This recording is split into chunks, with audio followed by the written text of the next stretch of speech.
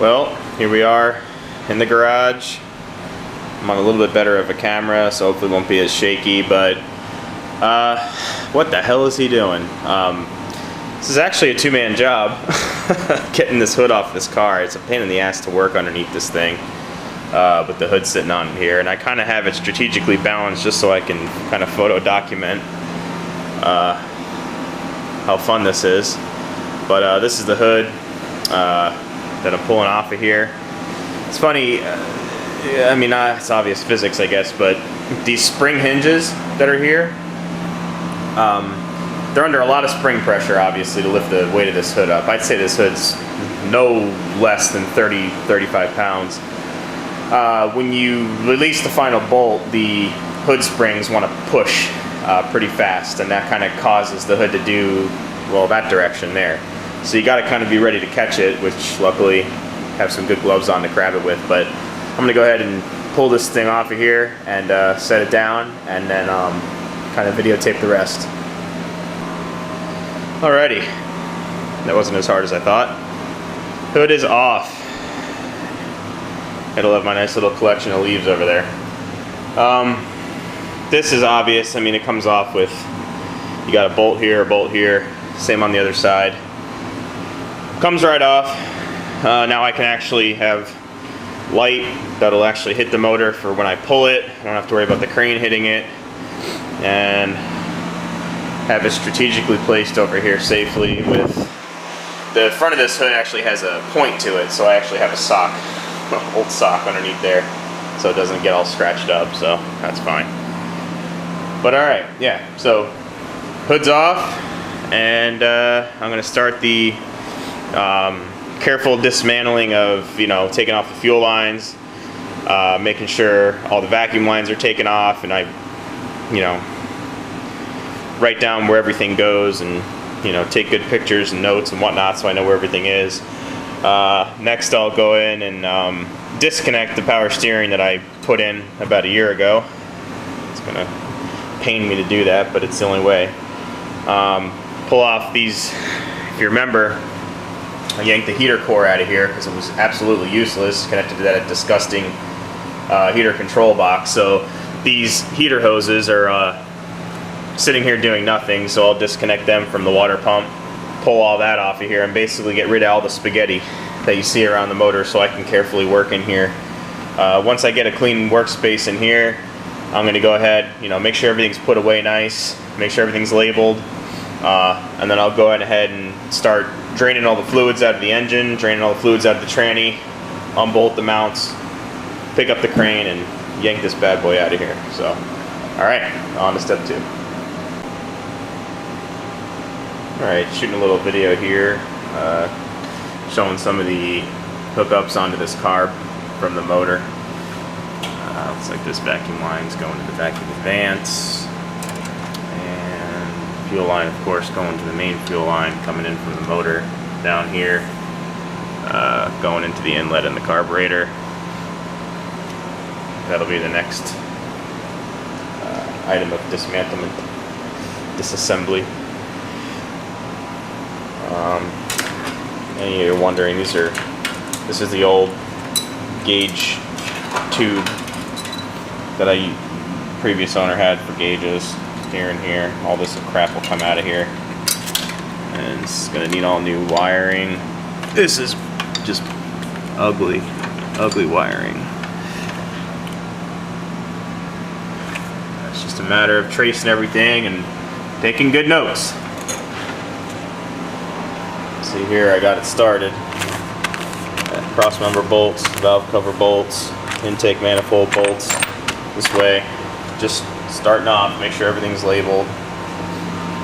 Our wonderful intake manifold here. Got a nice little collection of debris that came from the top of it. I got a nice little pile going here, nice and neat. So, all right.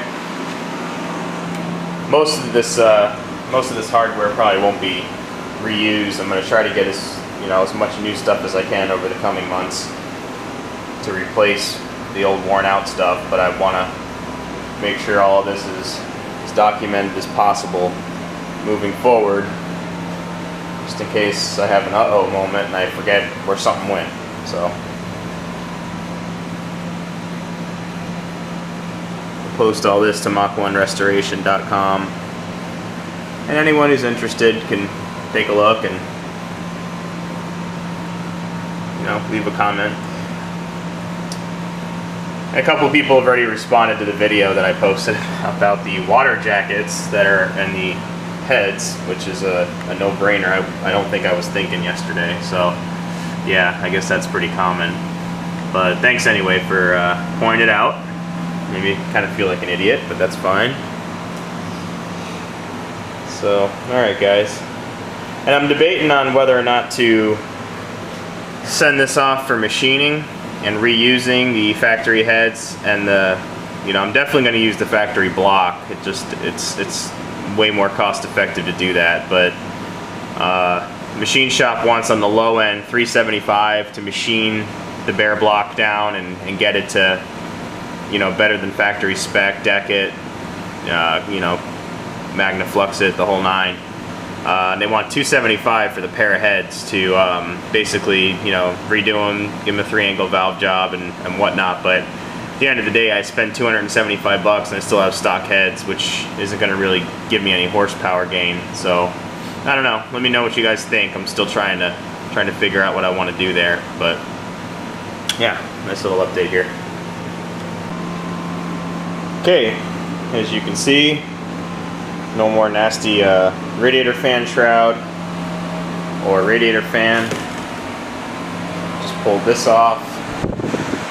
Very simple. It's basically just 4 bolts that go right into that pulley on the top, right here, and it comes right off, and it also gets this pulley loose as well. So that's that.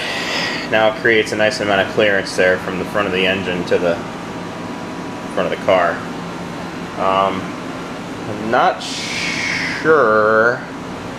I think I'm definitely going to pull the radiator, but I'm not sure if you have to have the radiator pulled to pull the motor or not. I'll find out though and document it. But I removed some of the gauge wiring over there, removed some of the crappy wiring that was over here, and now I'm just going to, oh yeah, I pulled the carburetor off, stuff that over there as well.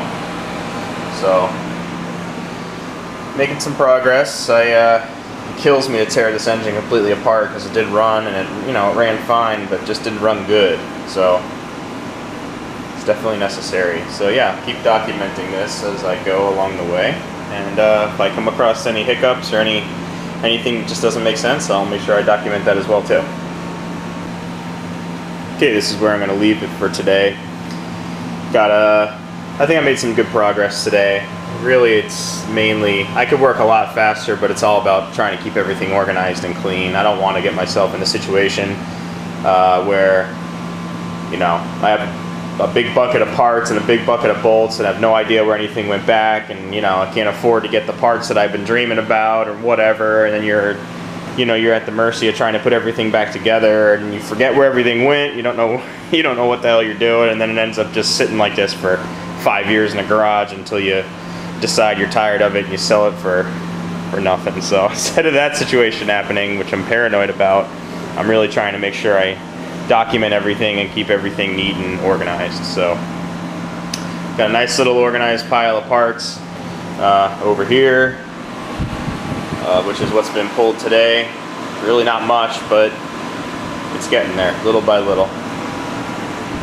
Got my little area over here with my labels that I'll, you know, put away in the cabinet and whatnot, and I'll move on to phase 3 of this. So I'm going to end the video here, probably splice a bunch of videos together and you guys can kind of see the end result. So alright, see you guys next time.